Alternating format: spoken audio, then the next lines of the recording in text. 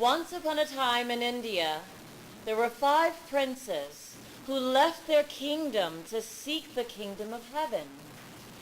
With them, they took only food and drink for the journey, and the prince Yudhishthira brought his dog Svana. Now, besides Yudhishthira, who was the eldest, the brothers were Sahadeva, the all-wise who was learned beyond other men, Nakula, the all-handsome, famed for his grace and beauty, Arjuna, the all-powerful who had never been defeated in any contest of arms, and Bhima, the all-joyful, known far and wide for his good temper and love of pleasure. So they set forth and journeyed many days and many nights.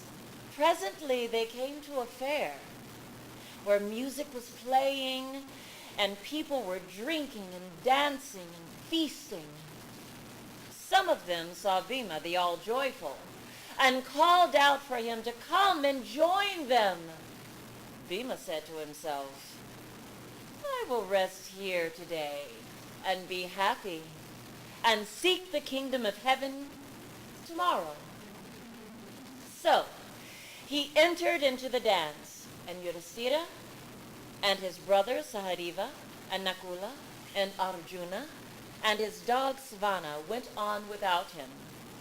They traveled for many days and many nights till they came to a broad plain where a great army was drawn up in ranks and facing the enemy. When the soldiers saw Arjuna, the all-powerful, they shouted out, summoning him to come and lead them into battle.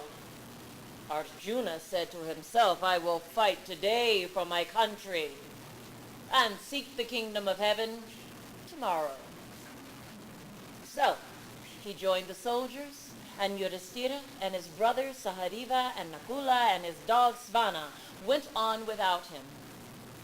So they traveled for many days and nights till they came to a magnificent palace surrounded by a garden full of flowers and fountains. And in this garden, a beautiful princess was walking with her attendants.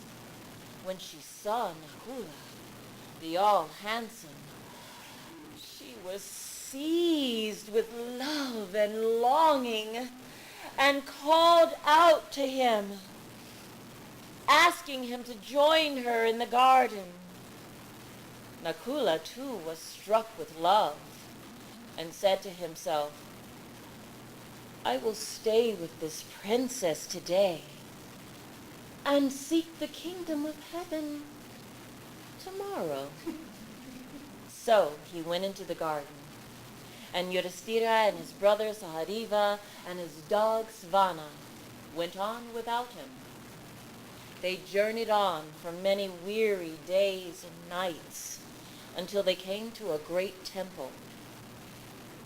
When the holy men who lived there saw Sahadeva, the all-wise, they ran out, inviting him to come and join them in prayer and study.